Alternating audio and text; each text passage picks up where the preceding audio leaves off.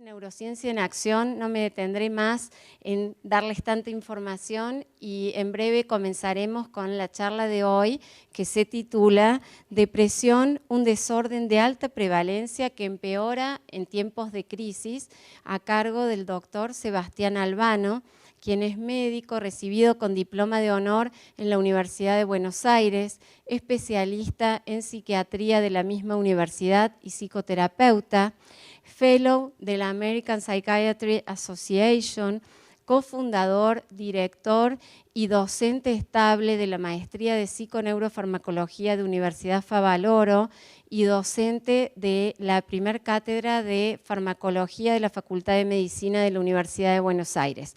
Bueno, recibimos con un cálido aplauso al doctor Albano. Muchas gracias.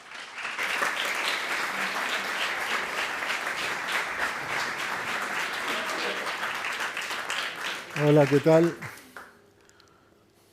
Hola, ¿qué tal? Bueno, muchísimas gracias por el recibimiento.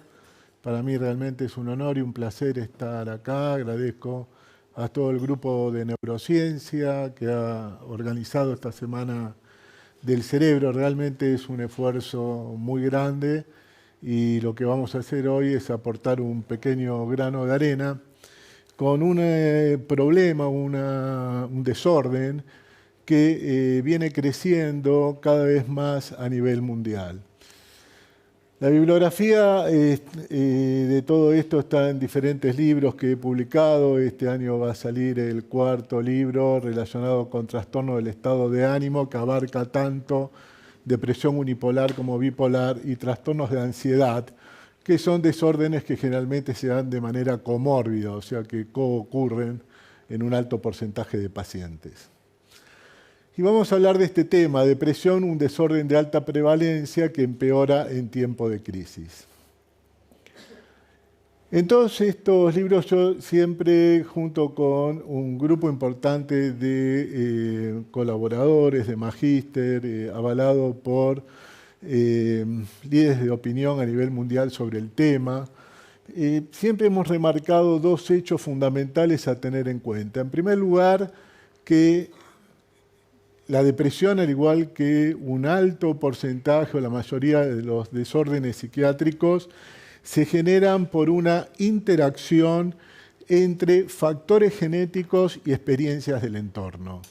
Esto es algo muy importante porque muchas veces lo que ocurre es que existen algunas tendencias demasiado extremistas que trabajan solamente con una variable, o con las variables del entorno o con lo genético-biológico. Sin embargo, las dos intervienen para que se genere este tipo de trastornos.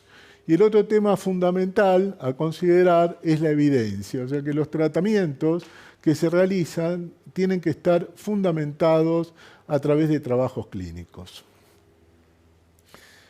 Vamos a comenzar con la prevalencia, o sea, con el tema de cuántas personas presentan depresión a nivel mundial. Como les decía anteriormente, este desorden vino aumentando. La OMS, la Organización Mundial de la Salud, le dio cada vez más importancia. Tanto es así que desarrolló toda una campaña para que hablemos justamente de depresión y para empezar a transmitir datos sobre este grave problema que nos aqueja. El 30 de marzo del 2017, la OMS publicó que la depresión ya pasaba a ser la principal causa de discapacidad en todo el mundo, encontrándose entre los principales problemas de salud.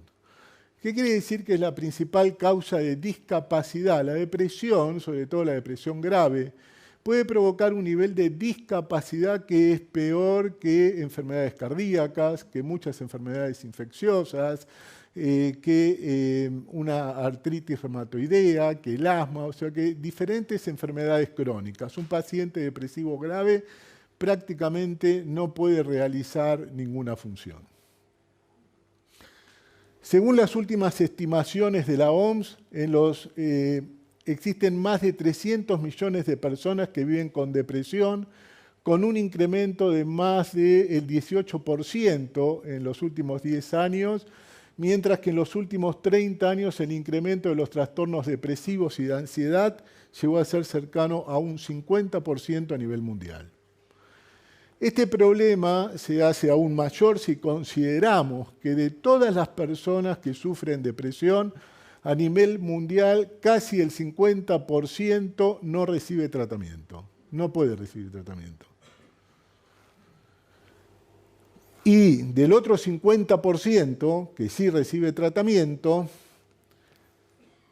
logran una mejoría parcial que nosotros en términos médicos llamamos respuesta, que significa una mejoría del cuadro en un 50%, eso lo llamamos respuesta, y esa respuesta la logran de un 50 a un 70% de los pacientes, mientras que la remisión, que significa que el paciente quede sin síntomas, o sea que vuelva al estado premórbido, como antes de tener depresión, eso lo logran solamente un 40% de los pacientes. Entonces estamos hablando de un trastorno que el 50% no recibe tratamiento y que del 50% que reciben tratamiento, la remisión, o sea, volver a quedar sin ningún síntoma, lo logran solamente un 40% de los pacientes. Pero el tema es aún mayor porque no todos los pacientes que resuelven la depresión recuperan totalmente la funcionalidad. O sea que vuelvan a tener una escolaridad normal, vuelvan a tener una funcionalidad como tenía antes de la depresión en el trabajo. Ese porcentaje es aún menor, sale aproximadamente un 30%.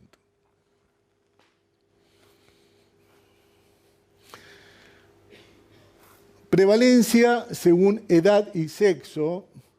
En Estados Unidos la población, la prevalencia es mayor en la población de 18 a 29 años y en ese grupo etario es 3 veces mayor que la prevalencia en los pacientes de 60 años o más.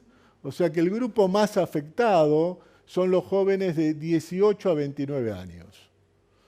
Y a nivel de los sexos, las mujeres presentan tasas que llegan a ser de 1.3 a 3 veces mayor que la de los hombres. Por eso esta figura de una mujer joven, ¿no? Porque son el grupo que más se afecta. Los jóvenes en general de 18 a 29 años y el sexo femenino, que puede ser de 1.5 a 3 veces mayor la prevalencia de depresión. ¿Por qué nos deprimimos?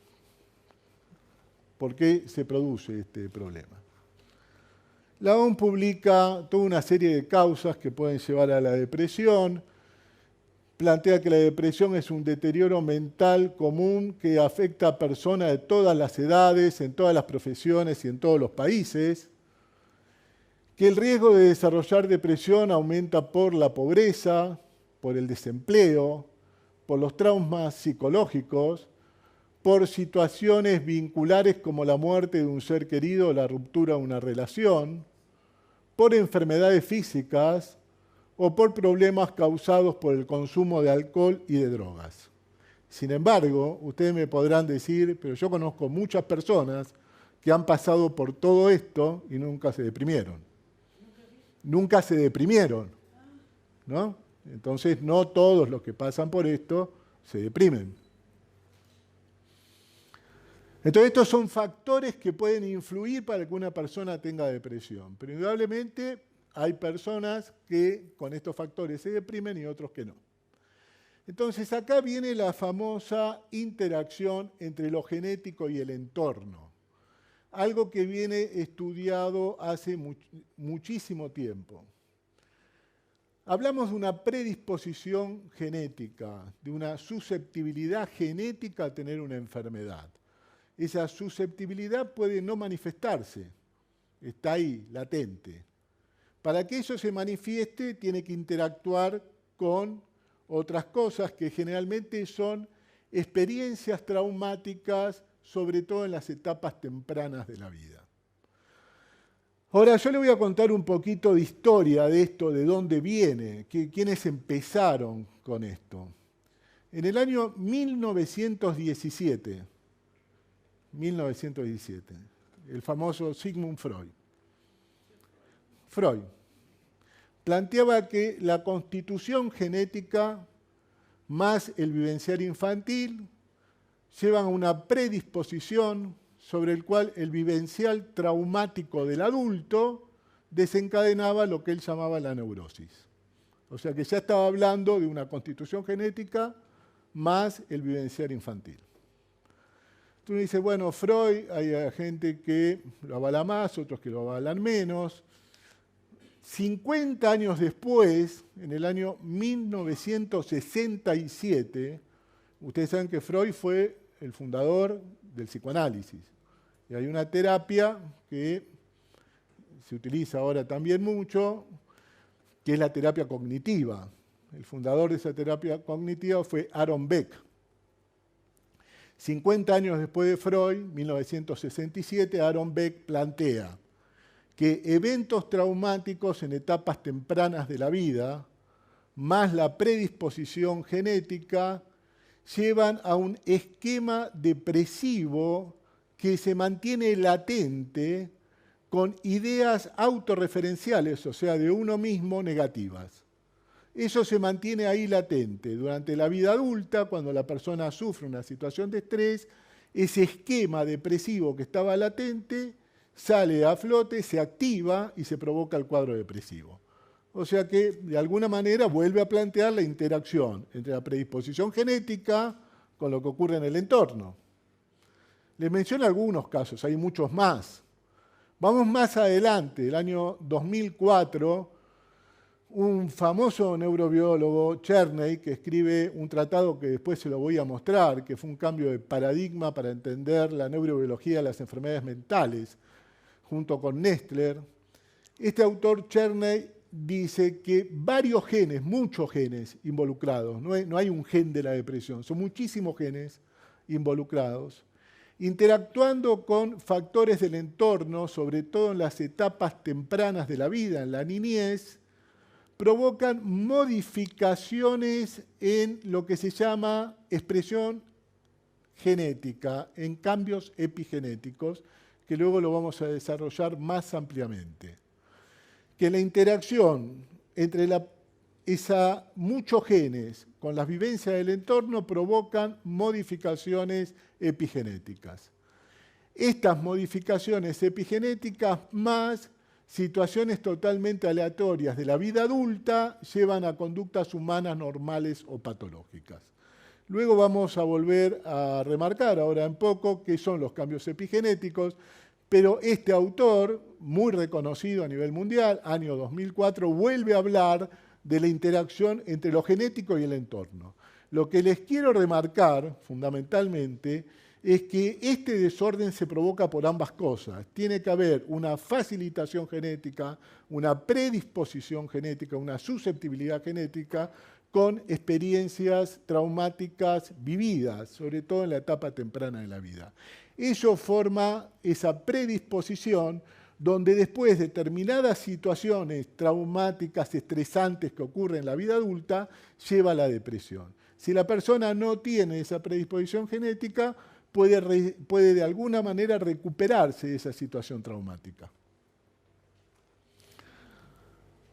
Entonces, todo esto hoy en día hasta lo avala el manual que más usamos en psiquiatría, que es el DSM-5, donde menciona determinadas características genéticas, como por ejemplo una afectividad negativa, dice que familiares de primer grado tienen de 2 a 4 veces mayor predisposición a tener depresión que la población general, y de las vivencias infantiles menciona que múltiples experiencias adversas en las etapas tempranas de la vida es un factor que puede ayudar a la depresión. O sea que el manual que más usamos los psiquiatras para codificar los trastornos mentales, el manual diagnóstico y estadístico de los desórdenes mentales, conocido por DSM, también avala esto. Sin embargo, esto es importante transmitirlo. ¿Y por qué hago tanto hincapié? Porque sigue habiendo escuelas que trabajan no solamente con el entorno o solamente con lo biológico.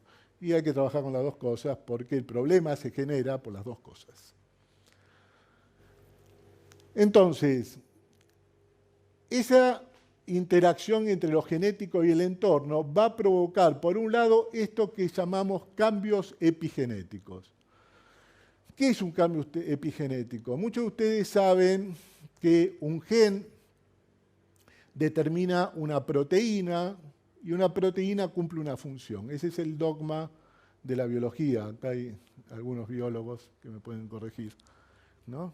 Un gen está determinada una proteína y esa proteína cumple una función. Esa función que cumple la proteína puede ser enzimática, puede ser estructural, puede ser un receptor, puede tener diferentes funciones. O sea que lo que ocurre con los cambios epigenéticos es que se modifica la expresión de las proteínas, no el código genético, no las proteínas, el código que va a determinar las proteínas, sino que esa proteína se exprese en más o en menos. Se modifica la expresión de la proteína en más o en menos.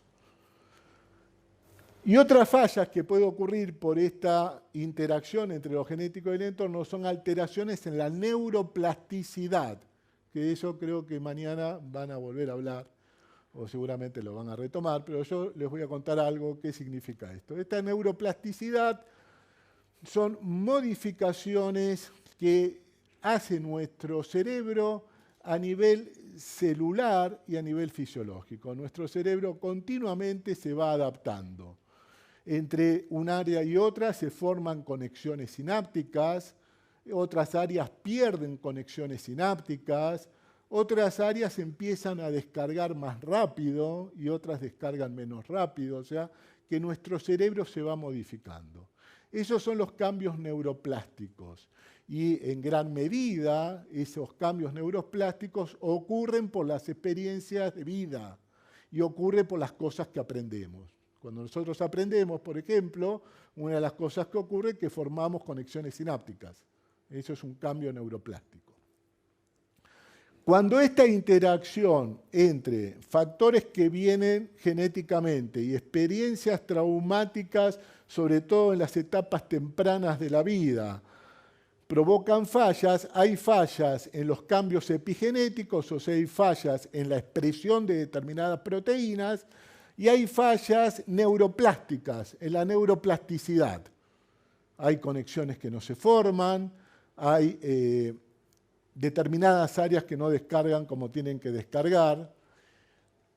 Esas alteraciones epigenéticas y neuroplásticas generalmente se pueden manifestar si son muy importantes en edades tempranas, en los niños. Pero vimos que la edad, cuando más se da la depresión, ¿qué edad habíamos dicho? ¿Recuerdan?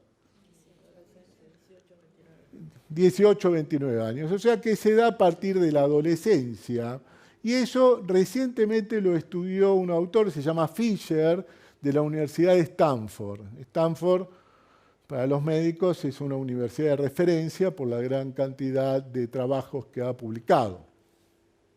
De ahí es el doctor Alan Schatzberg, que ha estado acá en Buenos Aires el año pasado. Un científico de Stanford, que se llama Fisher, dice que esa plasticidad cerebral se termina de armar con las experiencias que se viven en la adolescencia. Si bien lo que ocurrió en las etapas tempranas de la vida, muy importante, las vivencias durante la adolescencia terminan de formatear todo ese cerebro. Por eso, si durante la adolescencia esas vivencias vuelven a ser traumáticas y ya había situaciones traumáticas de la infancia, ese cuadro empeora. Entonces, a través de esta interacción entre lo genético y el entorno, puede haber fallas en los cambios epigenéticos, en la expresión de proteínas, fallas en la neuroplasticidad, en conexiones sinápticas, y generalmente después de la adolescencia esto se manifiesta con una vulnerabilidad. Si la persona tuvo esas fallas, queda vulnerable. ¿Qué quiere decir que queda vulnerable? Queda con una condición de riesgo a sufrir depresión. ¿Y cuándo va a sufrir la depresión? Cuando viene la gota que rebalsa el vaso, cuando viene la situación estresante. La pobreza, el desempleo, la ruptura de un vínculo, la pérdida de un familiar querido, etcétera, etcétera. Ahora, si la persona no tuvo estas alteraciones por esta interacción gen-entorno, no tuvo alteraciones epigenéticas, no tuvo alteraciones en la neuroplasticidad, en vez de ser vulnerable va a ser resiliente. O sea que tiene capacidad de recuperación frente al hecho estresante o adverso. Se puede recuperar. ¿Está bien? Porque no tuvo estas alteraciones entre lo genético y las experiencias vividas en el entorno. Entonces, a partir de ahí se determina que sea resiliente o que sea vulnerable. Sí. Cuando hablamos de primera instancia, ¿a qué etapa estamos hablando? Es las etapas, es la niñez, la etapa de la niñez de la vida, ¿no? Porque durante nuestro cerebro, como yo hablaba antes de la plasticidad, que se puede modificar de acuerdo a las experiencias vividas y de acuerdo al aprendizaje, eso ocurre durante gran parte de nuestras vidas. Diferentes autores refieren que puede ocurrir durante toda la vida. Pero en la etapa temprana, en la niñez, es cuando más plástico es el cerebro. Entonces, todo lo que ocurre ahí queda como mucho más marcado. ¿Está bien? Bien, vamos a ir ahora al cerebro y vamos a decir cuáles son las áreas cerebrales que se afectan en la depresión. Bueno, acá hay mucha gente que trabaja en neurociencia, vamos a hacer un repaso general. Ustedes recuerdan que si nosotros miramos el cerebro desde afuera, tenemos el lóbulo occipital, los lóbulos parietales, lóbulos temporales y el lóbulo occipital. Vamos a suponer que esos son los lóbulos que podemos ver desde afuera. Si nosotros nos metemos en el interior del cerebro, hay otro lóbulo, que es el lóbulo de la ínsula. Ahora bien, todo eso está por afuera, metiéndonos adentro, está ese lóbulo de la ínsula, pero si nosotros cortamos el cerebro como si fuera una naranja, yo voy a poner así de costado, supongo que me cortan así por la mitad y esta parte de acá la tiran y van a ver mi parte medial del cerebro. Ustedes van a ver algo así.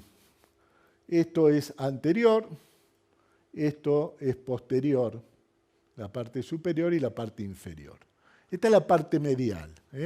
Ustedes me cortaron así por la mitad, tiraron esta parte y están viendo mi parte medial. Como si cortan una naranja y están viendo la parte de adentro.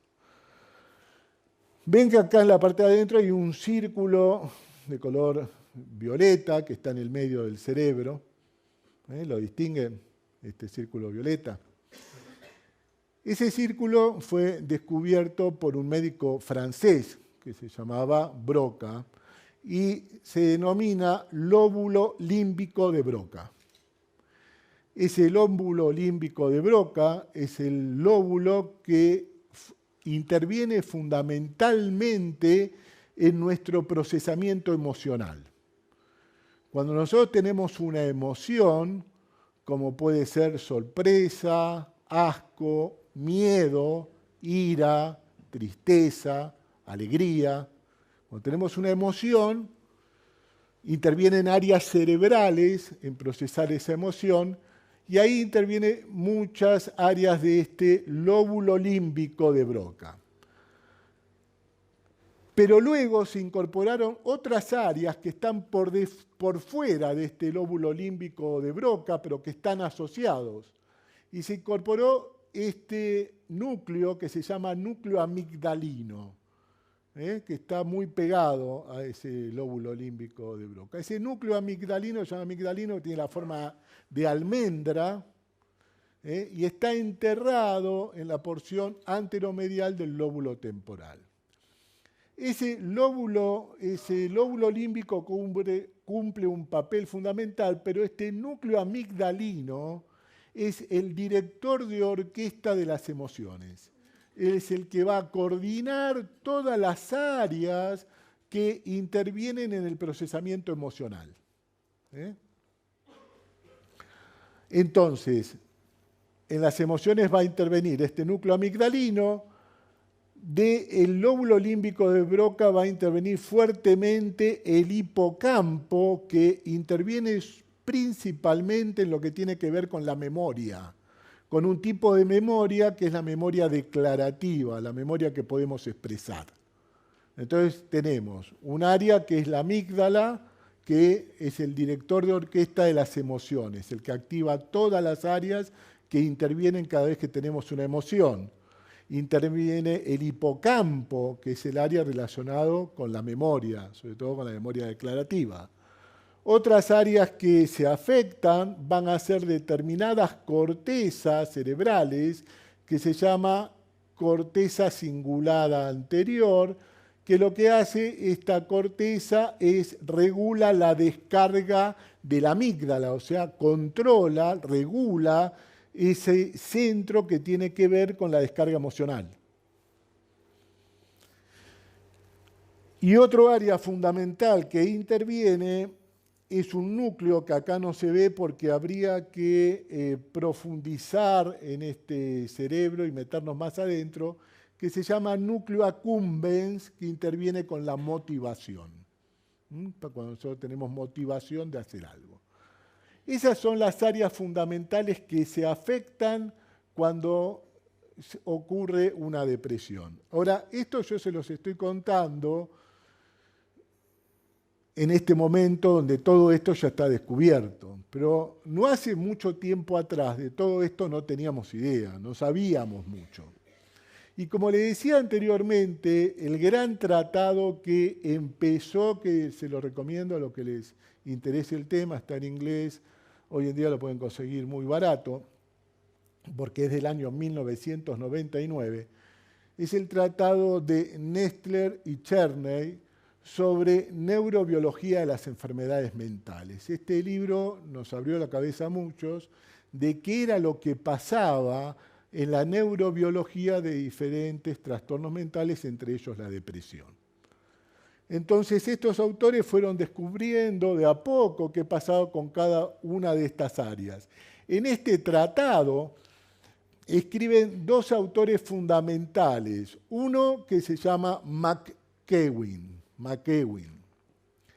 McEwen es un autor que en este tratado redefine el concepto de estrés.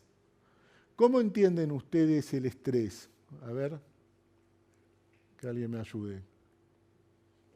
¿Cómo entienden el estrés? Agotamiento físico y mental. Puede ser una parte. Fíjense que las dos están diciendo diferentes etapas del estrés. Estado de alerta y estado de agotamiento. ¿Alguna otra? ¿Cómo? Respuesta adaptativa, me encantó, porque el primero que lo describió como un síndrome de adaptación general. Un síndrome de adaptación de nuestro cuerpo. ¿Frente a qué? Frente a algo que era adverso, frente a una amenaza. Si yo tengo una amenaza, que viene alguien que me quiere pegar o viene alguien que me quiere robar, mi cuerpo se adapta. Tengo más alerta, puedo tener una desviación del flujo sanguíneo para correr, tengo más fuerza, se modifica todo mi organismo para una respuesta que se llama de lucha o escape. Otros incorporan otra que es el congelamiento, que algunos lo discuten. Pero la respuesta clásica es de lucha o escape, ¿no? Para eso mi organismo se adapta. Imagínense, si yo tengo que salir corriendo, me tengo que pelear, tengo que adaptar todo mi cuerpo. Entonces, eso es normal. Y este autor, McEwen, dice, esa parte de lucha o escape que ya se conocía desde los inicios de 1900, es algo normal, es una respuesta fisiológica normal de nuestro organismo a algo que es adverso del entorno. Y a eso él lo llama alostasis. Pero lo que dice este autor es que si ese estrés continúa y no se apaga, ya deja de ser una respuesta adaptativa normal. Ya se provoca, como decía acá la señora, un agotamiento. Entonces, a partir de ahí, cuando el estrés, una vez que terminó la situación, no se apaga, no termina y continúa, nos puede enfermar. Y este autor dice, esa parte que nos enferma, en vez de alostasis, la vamos a llamar carga alostática. No importa, la cosa que define el estrés en dos partes muy claras. Una de adaptación, de lucha o escape, que dice es normal, y la otra que si eso continúa nos enferma. ¿Y cómo nos enferma? Cuando nosotros tenemos estrés, liberamos principalmente dos mediadores del organismo. El primer mediador que se libera, ¿cómo se llama? Muchos de ustedes lo dicen en la calle habitualmente sin saber mucho. Adrenalina, liberaste adrenalina, ¿no? Es eso, ese es el primer mediador del estrés, liberaste adrenalina. Eso para la respuesta de lucha o escape, eso que me pone alerta, que me permite adaptar todo el organismo para la lucha o el escape. El segundo mediador que se libera del estrés son los glucocorticoides, que lo que hacen en parte es venir a recuperar la energía que se perdió por la liberación de adrenalina. Cuando todo eso termina, ya la amenaza termina, todo eso tiene que volver a su estado normal. Si no termina, los glucocorticoides continúan altos, no se apagan, porque el estrés no terminó. Esos glucocorticoides que terminan alto dañan una de las áreas que les mostré antes de manera muy fuerte, el hipocampo. Y estos autores lo demuestran a través de un estudio. Dice, el estrés daña, si no se apaga y si continúa, tanto el estrés por sí solo como el aumento de los glucocorticoides daña el hipocampo. Era lo primero que nos enteramos fuerte de la depresión. Y al mismo tiempo sale un autor que también nos cambia mucho la idea de cómo actuaban los antidepresivos, que dice en el mismo libro, este autor se llama Ronald Duman, y dice en el mismo libro, los antidepresivos revierten todo lo que provoca el estrés. El estrés, si está alto y los glucocorticoides continúan altos, el estrés por sí solo o el estrés más los glucocorticoides altos, provocan muerte neuronal y que se pierdan conexiones sinápticas. Los antidepresivos lo revierten, hace que se vuelvan a recuperar esos daños que provocó el estrés. La historia continúa, más adelante sale otro tema muy polémico que dicen que en el hipocampo y en algunas otras áreas se incorporan nuevas neuronas, algo que nosotros tampoco lo habíamos estudiado, ¿no? Porque el dogma que habíamos estudiado era que las neuronas no se regeneran. Sin embargo, sale todo este tema que se llama neurogénesis, incorporación de nuevas neuronas que ocurren en determinadas áreas específicas del cerebro, y una de esas áreas es el hipocampo, una zona del hipocampo que se llama giro dentado. Y lo que descubren estos autores es que el estrés, aparte de provocar atrofia y muerte de neuronas, disminuye la tasa de neurogénesis, la tasa de nuevas neuronas que se incorporan. ¿Y qué hacen los antidepresivos? Recuperan las neuronas y aumentan la tasa de neurogénesis. Entonces, hasta ahí estábamos contentísimos, habíamos descubierto América, no teníamos idea de lo que pasaba en la depresión, ya nos venimos a enterar de qué hace el estrés con el hipocampo, qué hacen los antidepresivos, pero la cosa se empieza a complicar y vienen otros autores y dicen, sí, pero cuidado, que no interviene solamente el hipocampo, como yo les dije antes, sino que intervienen otras áreas, lógico, relacionadas con las emociones. Interviene la amígdala, que es el director de orquesta de las emociones, intervienen cortezas, como le dije anteriormente, y Nestler menciona que interviene fuertemente el núcleo accumbens relacionado con la motivación. Entonces, todas estas áreas se afectan por el estrés y de alguna manera mejoran con el uso de antidepresivos. Entonces, la interacción gen-entorno lo primero que provoca es alteración de mediadores del organismo. Entre ellos, los glucocorticoides, que pueden aumentar, segundo mediador del estrés, aumentan los glucocorticoides. Pueden alterarse diferentes tipos de neurotransmisores, que lo que hacen los neurotransmisores intervienen en la comunicación entre las neuronas. Y se pueden alterar citoquinas, que son mediadores que intervienen en la inflamación. Cuando nosotros tenemos una inflamación, los mediadores que intervienen se llaman citoquinas, que provocan el cuadro de inflamación. Hace poco, Brian Leonard, que también lo trajimos a la Argentina, entre otros autores, descubren que esos mediadores de la inflamación también pueden intervenir en la depresión. ¿Y qué hacen todos esos mediadores? Lo que van a hacer es que afectan proteínas que están en el cerebro que se llaman factores neurotróficos. Y esos factores neurotróficos, ¿qué tiene que ver con todo lo que hablamos antes? ¿Qué decíamos antes? Que había muerte neuronal, que había neuronas que se morían. ¿Por qué se mueren las neuronas? Porque bajan los factores neurotróficos. Los factores neurotróficos son las proteínas que mantienen vivas las neuronas.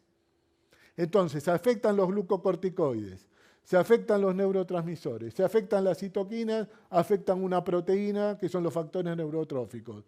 La neurona no tiene más ese trofismo y se muere, sobre todo cuando vienen las situaciones de estrés. ¿En qué áreas ocurre esto? Esto ocurre en el hipocampo, área relacionada principalmente con ¿qué dijimos? El hipocampo. Con la memoria declarativa y otras memorias, con la memoria que podemos expresar. La amígdala, ¿en qué interviene?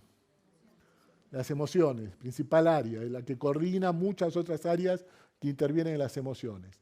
El núcleo accumbens, ¿en qué interviene?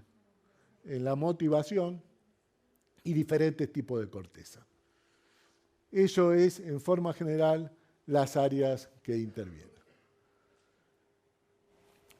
Hace poco, Nestler hace un estudio, esto fue del año pasado, donde lo que hace es, en una jaula donde había ratitas que habían sido criadas en ese hábitat, en esa jaula, con su comida, con sus ratas que conocían y demás, era su ambiente normal de las ratitas, le mete adentro de la jaula un ratón agresivo.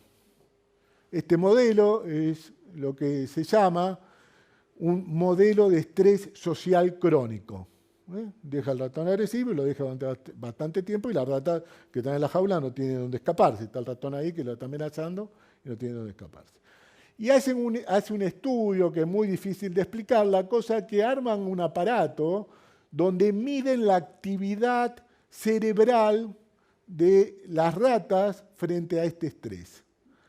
Y ven que un grupo de ratas se altera la actividad cerebral en todas las áreas que mencionamos, amígdala, hipocampo, núcleo accumbens y determinadas cortezas.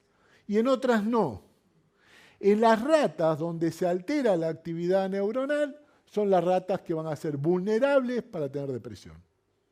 Las otras son las resilientes, las que frente al estrés no se deprimen. Ahora, todo esto es mucho más difícil y yo simplemente les quiero dar un pantallazo y con una aplicación clínica. Vieron que muchas veces para diagnosticar depresión se piden cosas raras. Se pide, por ejemplo, serotonina en orina, serotonina en sangre, serotonina en plaqueta, estudios de neuroimágenes, diferentes cosas, que en realidad sirven o pueden servir para hacer experimentos, pero que no tienen validez clínica.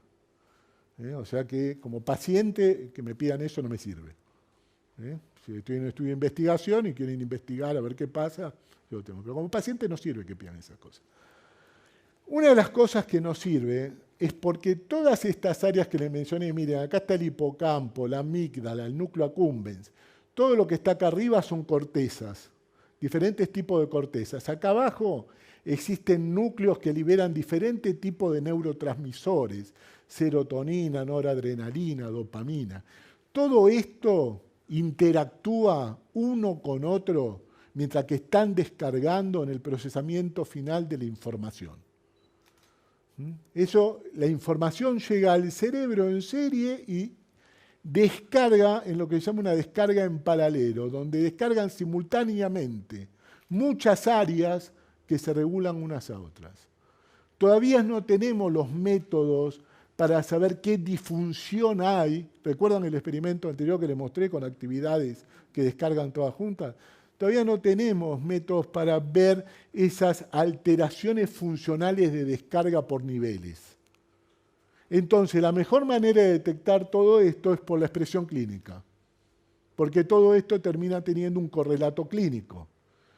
El cerebro es muy complejo. Tampoco sirve medir cuán chico es un área, el hipocampo. Si tengo el hipocampo chico, podés tener el hipocampo chico y no ser depresivo. Podés tener el hipocampo normal y ser depresivo. No, pero la amígdala descarga mucho. Puede descargar mucho tu amígdala y no ser depresivo. Tu amígdala puede descargar normal y ser depresivo. ¿Por qué? Porque son muchas áreas interactuando uno con otro. Esto es lo que se llama la complejidad, yo lo definí como la complejidad del sistema nervioso central. El sistema nervioso central es complejo, pero aparte de ser complejo, es dinámico, porque se modifica permanentemente por la neuroplasticidad con cada aprendizaje y con cada experiencia de vida. Entonces yo tendría que tener un aparato que mide toda esta complejidad, pero en forma dinámica, porque va a ser diferente lo que ocurre hoy con el dólar, ¿a cuánto está? 45, que lo que puede ocurrir la semana que viene. ¿No? Es dinámico, se modifica. Es complejo, es dinámico. Y es abierto porque interactúa con lo que ocurre en el entorno. El sistema nervioso central es complejo, porque es una gran red que interactúa, es dinámico y es abierto porque interactúa con una fuente externa. Esa fuente externa es el entorno. La medicación de todo este circuito modifica principalmente la parte ventral y la terapia más la parte dorsal. Para finalizar con la neurobiología, un pantallazo rápido de la depresión, un grupo de investigadores en el año 2011, le proponen a Aaron Beck, de decir, lo que usted dijo como teoría nos gustaría ver si lo podemos demostrar con correlatos de estudios neurocientíficos. Y mientras que vamos aplicando su teoría, vamos a ver qué pasa en diferentes áreas del cerebro. Y eso lo publicaron en una revista muy prestigiosa de la serie Nature. La revista de la serie Nature es muy prestigiosa. ¿Alguien sabe por qué? ¿Qué publicó? Porque está ahí en el top de todo. Pues se publicó ahí el descubrimiento del ADN. Entonces todo lo que sale en Nature es muy difícil de publicar ahí, y cuando algo sale publicado es muy avalado. Bueno, estos autores publicaron en una de las series de la revista Nature. Y es muy interesante este esquema porque demuestran que tiene un correlato con diferentes actividades de distintas áreas cerebrales. Entonces, ¿qué demuestran estos autores? Algo muy parecido a lo que había dicho Beck. ¿Qué ocurre en la depresión? Para finalizar, hay una interacción entre la predisposición genética y las vivencias del entorno, sobre todo en las etapas tempranas de la vida. Eso forma un esquema depresivo que queda latente con ideas autorreferenciales negativas. Eso queda ahí hasta que viene un evento traumático en la vida adulta y desencadena toda la depresión. Cuando se desencadena toda la depresión, ¿qué ocurre? En primer lugar, lo que ocurre es que hay un sesgo en la atención. Los pacientes depresivos prestan más atención a los eventos negativos que ocurren en el entorno que a los positivos. Si están viendo la televisión, se quedan más fijados en las noticias negativas que en las positivas, lo mismo si están leyendo el diario o si le cuentan algo. Entonces, hay una mayor atención a los eventos negativos. Esos eventos negativos ingresan al cerebro y el cerebro a su vez los procesa también con un sesgo, con una inclinación hacia lo negativo, con pensamientos autorreferenciales negativos. Beck había descrito una tríada famosa, que se llama tríada de Beck, que son pensamientos negativos acerca de sí mismo, acerca del entorno y acerca del futuro. Entonces, le prestan más atención a lo negativo, los eventos negativos ingresan y son procesados de manera negativa. Y por el otro lado, existe también un sesgo, una desviación en los recuerdos. Cuando los pacientes depresivos recuerdan más lo negativo que lo positivo. Y hacen una generalización. Ni siquiera lo pueden separar por partes. Es decir, bueno, todo estuvo mal. ¿Está bien? Entonces son las tres grandes características que se producen en la depresión. Entonces, con esto ya hablamos de la prevalencia, hablamos de la causa, de la etiología y hablamos de la neurobiología. Vamos a ir ahora a la importancia que tiene en todo esto realizar un correcto diagnóstico y tratamiento. Para esto les quiero contar que en forma general ya en el año 95 un autor muy conocido que es Kaffer dividió el tratamiento de la depresión en 3 etapas. Una etapa aguda, una etapa de continuación y una etapa de mantenimiento. Lo que marca este gráfico es que acá el paciente no está depresivo, está normal, se empieza a deprimir, generalmente consulta en el polo depresivo y cuando viene al consultorio con todo el cuadro de depresión, el tratamiento lo debemos dividir en 3 etapas, cada una de estas etapas tiene metas y objetivos. En la etapa aguda, lo primero que hacemos es cuando empezamos a dar el tratamiento, el antidepresivo más psicoterapia, evaluamos una mejoría temprana, después evaluamos la respuesta, esa mejoría temprana la evaluamos cerca de las 2 semanas. La respuesta, que la evaluamos entre la semana 4 y 8 con promedio 6, y más o menos en la semana 12 evaluamos la remisión. Remisión quiere decir que el paciente vuelve al estado premórbido, recuperó todo. La respuesta, recuerdan que era una mejoría del 50%, que es simplemente algo que nos está indicando que el tratamiento está funcionando. Pero tenemos que llegar a la remisión, que el paciente quede sin depresión. Si el paciente llega a una remisión completa, el tratamiento debe continuar durante 6 meses más. Si la remisión no llega a ser completa, quedan algunos criterios de depresión, continúa 9 meses más. Si el paciente llega a una remisión completa, sigue durante 6 meses con tratamiento y no tiene ningún empeoramiento durante ese tiempo, pasamos de la remisión a la recuperación. Sin embargo, durante ese episodio el paciente puede empeorar el cuadro. Si hay un empeoramiento dentro del mismo cuadro, eso se llama recaída. Ahora, si el paciente pasó de la remisión a la recuperación quiere decir que ese episodio terminó. Y a los 2 meses tiene otro nuevo episodio, eso se llama recurrencia. Recurrencia lo tenemos que diferenciar de recaída. Recaída dentro del mismo episodio. Recurrencia es un nuevo episodio. ¿Qué importancia tiene esto? Es que con cada nuevo episodio, con cada nueva recurrencia, se empeora toda la neurobiología de base que yo les mencioné antes. Se dañan esas áreas con cada nuevo episodio que tiene el paciente. Entonces, es fundamental que nosotros podamos lograr la remisión. Ahora, no sé si ustedes recuerdan que cuando comenzó la charla, yo le dije que el 50% de los pacientes depresivos a nivel mundial, por diferentes problemas, no acceden al tratamiento.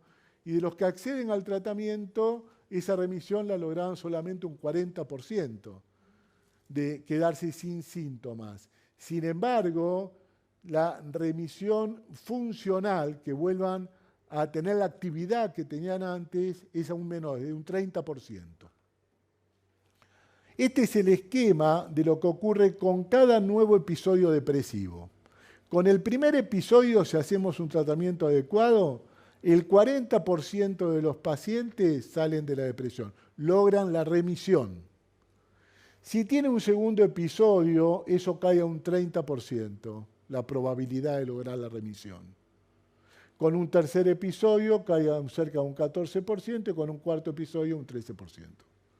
O sea que es fundamental que esto se atienda rápido, que el paciente logre la remisión y que no vuelva a tener nuevos episodios.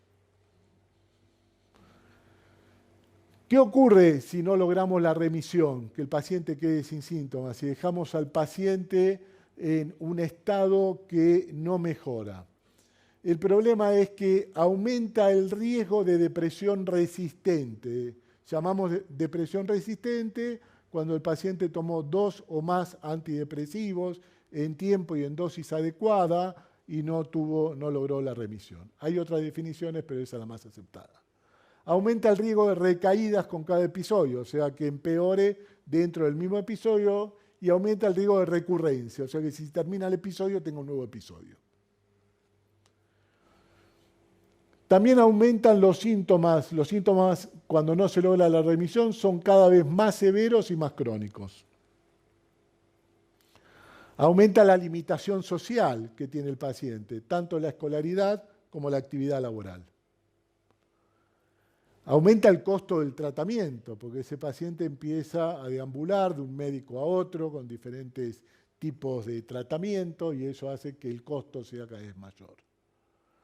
Algo fundamental, aumenta el riesgo de suicidio y de adicciones, porque el paciente piensa que no va a terminar más con ese cuadro depresivo. Y otro tema fundamental es que con la depresión puede aumentar la comorbilidad, o sea, la coocurrencia, que ocurra conjuntamente diferentes tipos de enfermedades. Y de las enfermedades que ya tiene el paciente, aumenta la morbimortalidad. Por ejemplo, la depresión se da muy frecuentemente asociada a trastornos de ansiedad, es la primera comorbilidad. La segunda comorbilidad que se da muchísimo son adicciones. Y después muchas enfermedades médicas, dentro de las cuales, en primer lugar, están las enfermedades neurológicas. Diferentes tipos, demencia tipo Alzheimer, epilepsia, Parkinson, diferentes tipos pueden cursar con depresión. En segundo lugar están enfermedades dolorosas crónicas que provocan depresión. La que le sigue es el síndrome metabólico y las enfermedades cardiovasculares. Todas esas enfermedades pueden empeorar si el paciente está depresivo, por la propia neurobiología de la depresión y porque aparte el paciente depresivo se deja estar y no cumple los tratamientos. Entonces, ¿cuáles son los objetivos para un tratamiento sea exitoso, que el paciente pueda estar, ahora me pregunta, pueda estar en ese 40%? Número uno, detección precoz. ¿Por qué detección precoz? Porque cuanto más episodio tiene, más difícil va a ser lograr la remisión. Algo fundamental, una buena relación médico-paciente. Si no hay una buena relación médico-paciente, es muy difícil llevar adelante el tratamiento.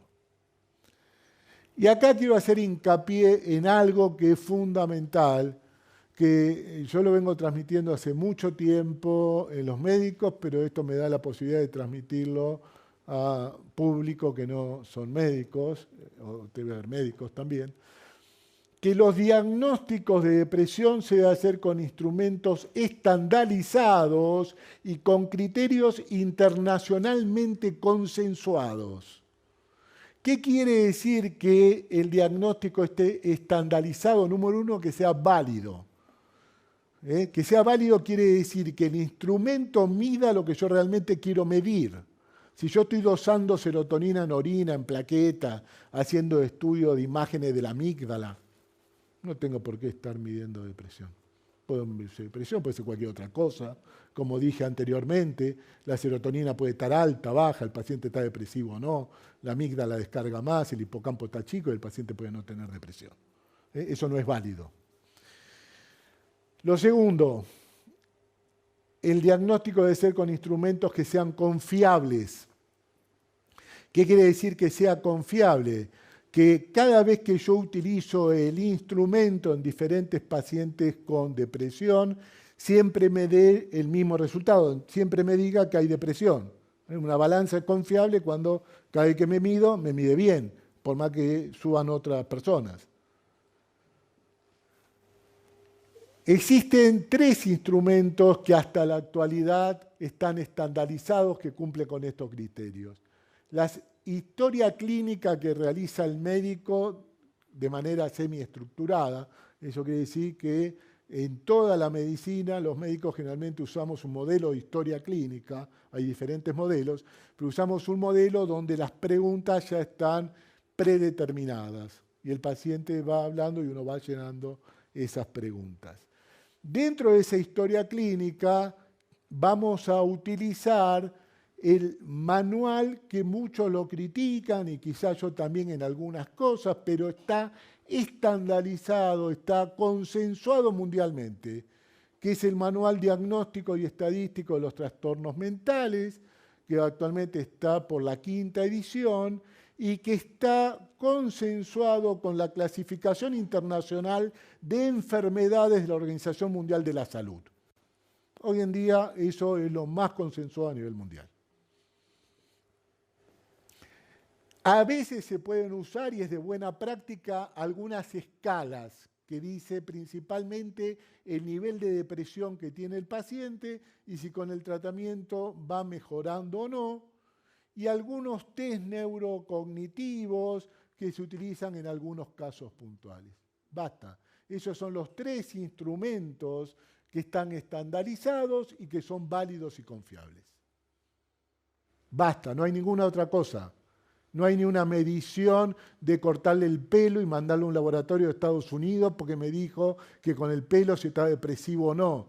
No hay dosaje de serotonina en ningún lado, ni con ningún índice, ni más moderno.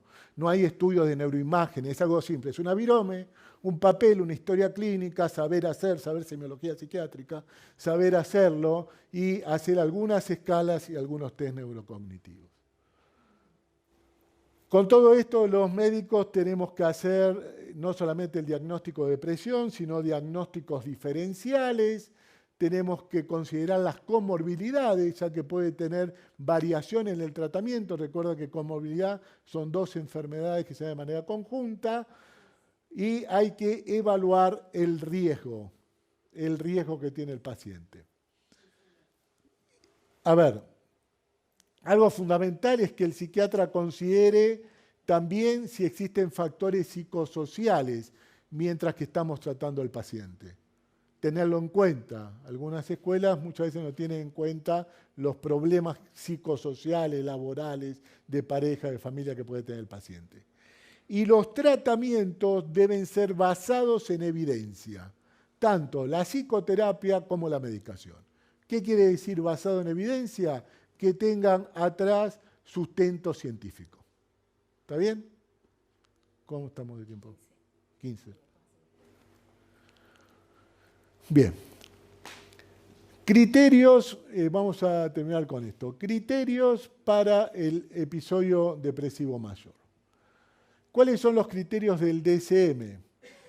La presencia de 5 o más de los siguientes criterios que se tienen que mantener durante un periodo de 2 semanas.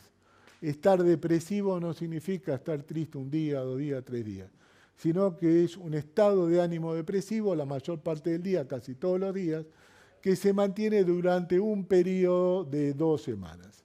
Dentro de esos criterios, que tiene que haber 5, tienen que existir por lo menos 2. El primero es estado de ánimo depresivo, la mayor parte del día, casi todos los días.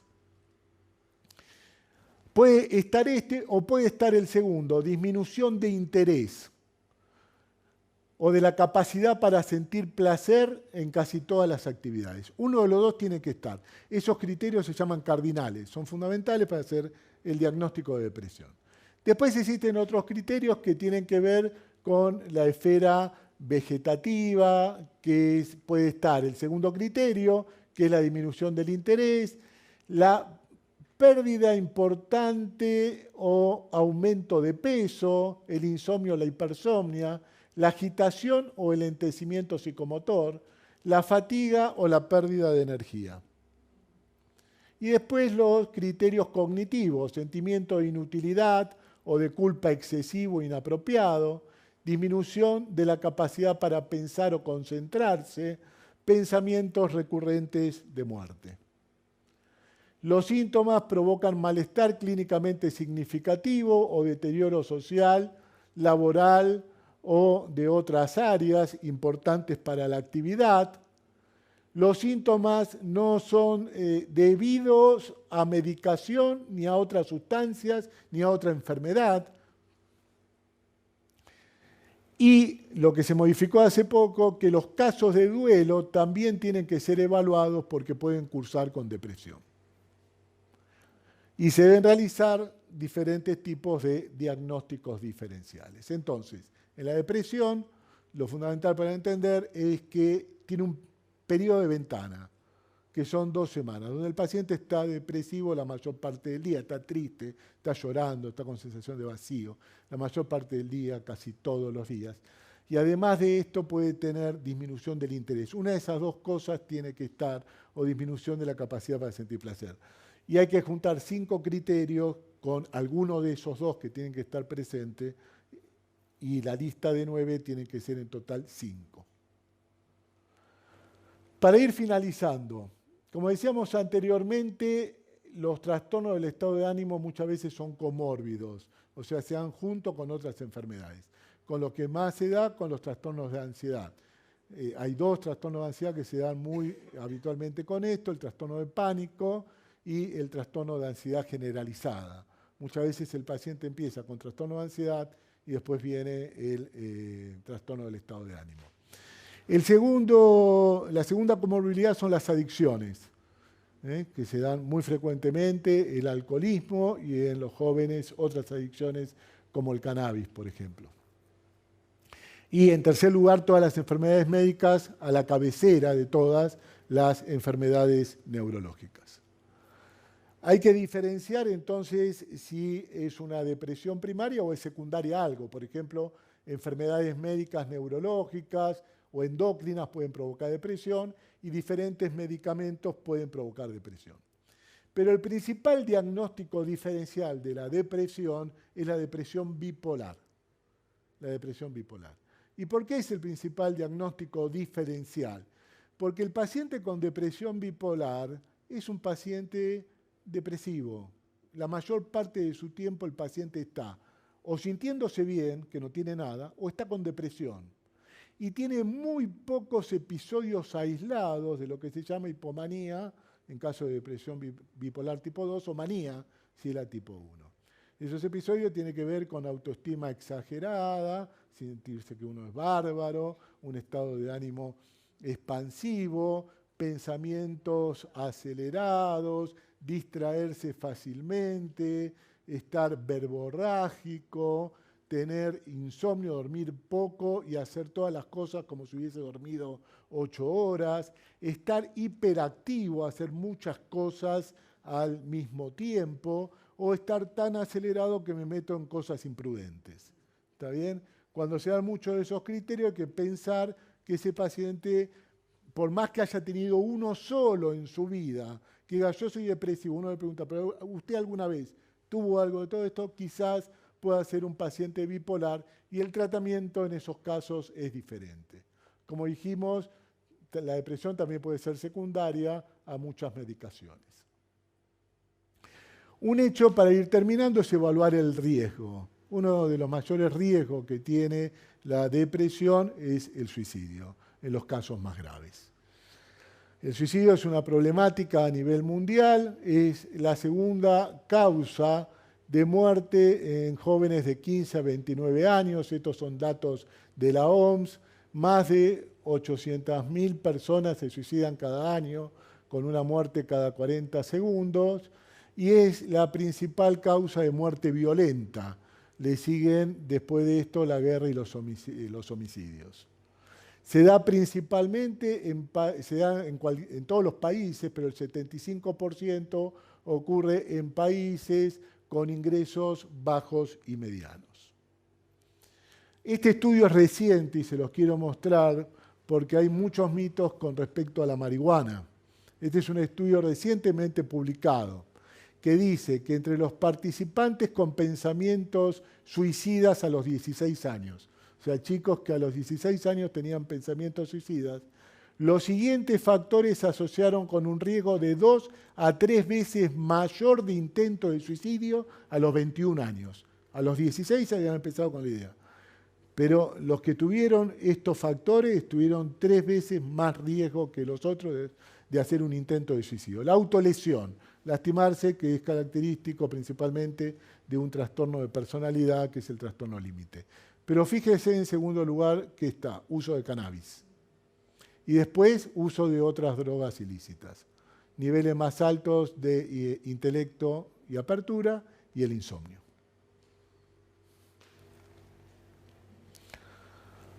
La evaluación del suicidio requiere, entre otras cosas, que cuando un paciente está con un cuadro de depresión o lo que se llama cuadros mixtos, donde puede haber algunos de los criterios que le dije anteriormente de hipomanía y de depresión, se debe preguntar sobre ideación suicida. O sea, el no preguntar sobre esto, porque a ver si pregunto y la embarro, no. Hay que preguntar y hay que acudir rápidamente a una atención.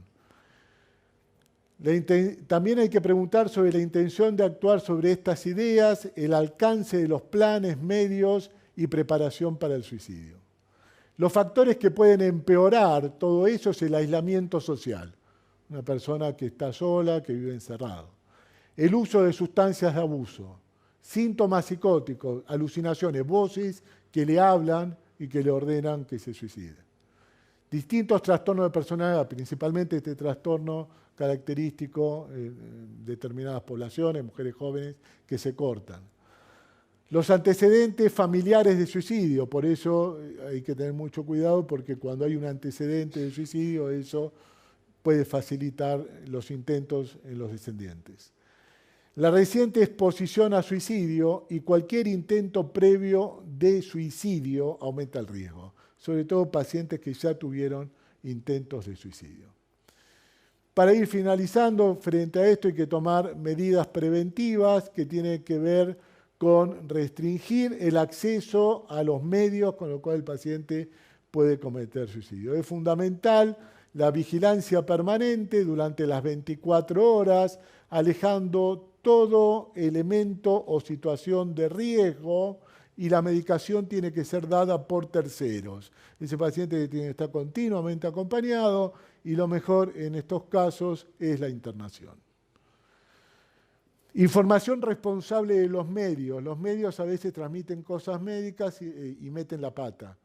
Esto hay que transmitirlo de manera muy responsable y tiene que haber especialistas. Por ejemplo, simplificar que en tal país hubo suicidio porque ocurrió tal cosa, eso puede aumentar los casos.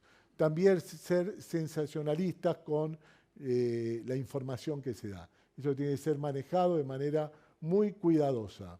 Y tener determinadas políticas con drogas de abuso, principalmente con el alcohol.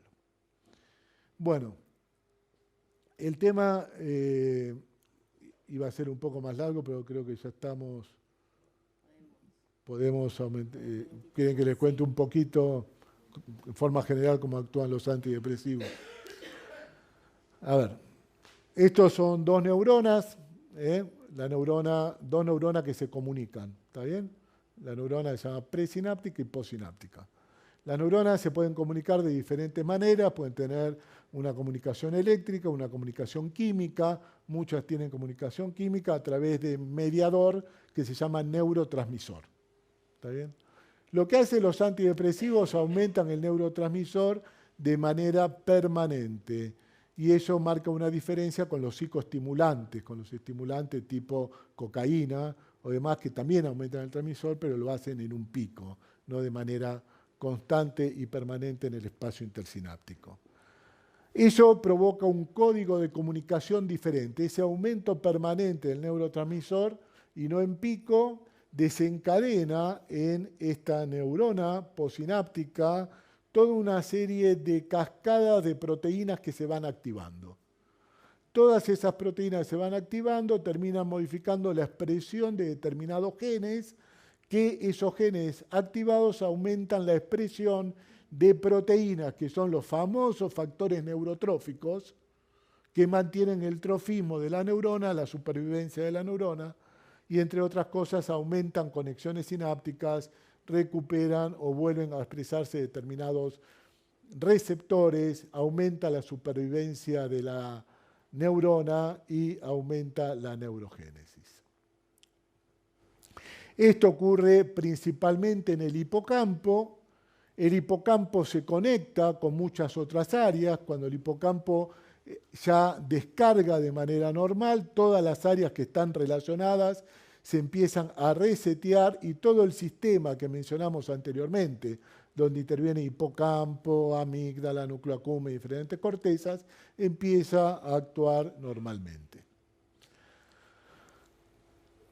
Recientemente se vio que los antidepresivos, antes de provocar todo esto, que son los cambios neuroplásticos, donde aumentan los factores neurotróficos y conexiones sinápticas, lo primero que hacen es regular una serie de áreas del cerebro que están descargando mal.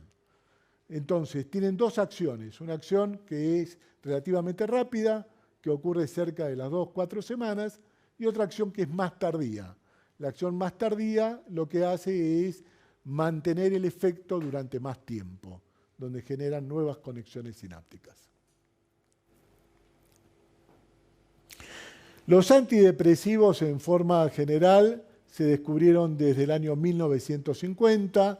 Los primeros se descubrieron por casualidad y si alguno está tomando esto sería bueno si se pueden cambiar porque son antidepresivos que provocan muchos efectos adversos y muchas interacciones, como los inhibidores de la monoaminoxidasa, uno de los que más se utiliza es la tranilcipromina, los antidepresivos tricíclicos, yo le doy algunos nombres por si los están utilizando, ver si el doctor se los puede modificar, como puede ser la amitriptilina, la imipramina, la clorimipramina, la desipramina y la nortriptilina.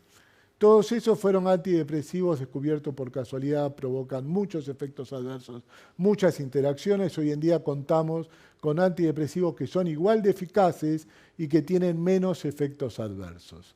En los años 80 aparecieron los inhibidores de la recaptación de serotonina, que el más conocido por la película de Woody Allen, la droga que la llamaron de la felicidad, que no es tan así, que fue la fluoxetina, que no voy a decir el nombre comercial, se hizo famoso a través de todo esto. Dentro de esto también está la paroxetina, la sertralina, citalopram, el escitalopram. En el mismo año salió el bupropión. Después aparecieron un grupo de drogas, que la droga patrón era la venlafaxina, que son los inhibidores de la recaptación de noradrenalina y serotonina, y la mirtazapina. Luego apareció la agomelatina, y los últimos que aparecieron son la vilazodona y la vortioxetina. Y actualmente muchos antidepresivos que están en investigación y desarrollo, y con esto terminamos, se están desarrollando cerca de 11 clases diferentes de antidepresivos, no 11 antidepresivos, 11 líneas de investigación diferentes en antidepresivos, y una de las más desarrolladas son antidepresivos que modulan un neurotransmisor que es el glutamato. Todos los antidepresivos que conocemos hasta ahora modulan un tipo de neurotransmisores que se llaman monoaminas. Las más conocidas son la serotonina, noradrenalina y la dopamina. Estos modulan otro neurotransmisor que es el glutamato, que es el principal neurotransmisor excitatorio. Solamente dentro de esta línea hay 25 antidepresivos que se están investigando y actualmente se acaba de aprobar uno para la depresión resistente y se está evaluando también, es la esketamina, se está evaluando, todavía no fue aprobado, para la ideación suicida, ya que puede mejorar rápidamente la ideación suicida. Pero por ahora se aprobó solamente para mejorar la eficacia de un antidepresivo cuando se da un antidepresivo y no llega a la remisión, para poder aumentar esa eficacia y poder lograr la remisión. Bueno, con esto ya terminamos. Los antidepresivos debemos elegirlos principalmente considerando los efectos adversos y las interacciones que provocan en cada paciente, el nivel de evidencia que tiene. La eficacia es muy similar en todos. Hay algunos que tienen en algunos estudios un poco más de eficacia, pero en forma general es bastante similar. Y para elegir el antidepresivo tenemos que considerar la historia previa de respuesta que tuvo el paciente o miembro de la familia, qué prefiere el paciente, el costo y la disponibilidad. Y terminamos con esto. Los antidepresivos no son muy útiles en la depresión leve, o sea, se diferencian bien y provocan un efecto bien diferenciado del placebo, o sea, una sustancia inerte, cuando la depresión es moderada o grave. En la depresión leve se dan solamente en algunos casos cuando el paciente anteriormente tuvo episodios depresivos graves, Y hay que tener mucho cuidado si la depresión no es unipolar, sino que es un trastorno bipolar, ya que en esos casos el antidepresivo hay que manejarlo con cuidado porque pueden aumentar el trastorno bipolar. Lo último que les quiero transmitir es que hay que dar medicación que esté basada en evidencia científica. Esa medicación aparte se debe combinar con una psicoterapia. El tratamiento combinado de medicación más psicoterapia es mucho más eficaz que utilizar solo medicación o solo psicoterapia. Entonces, resumiendo lo más importante de todo esto, los diagnósticos deben ser diagnósticos que sean válidos y confiables. La historia clínica, algunas escalas para evaluar depresión y algunos test neurocognitivos. Los tratamientos deben ser basados en evidencia. Tiene que haber documentación científica avalada y aprobada internacionalmente de cada tratamiento que se utiliza. Igual si se combina medicación. Incluso para combinar medicación, la combinación tiene que estar avalada por trabajos científicos.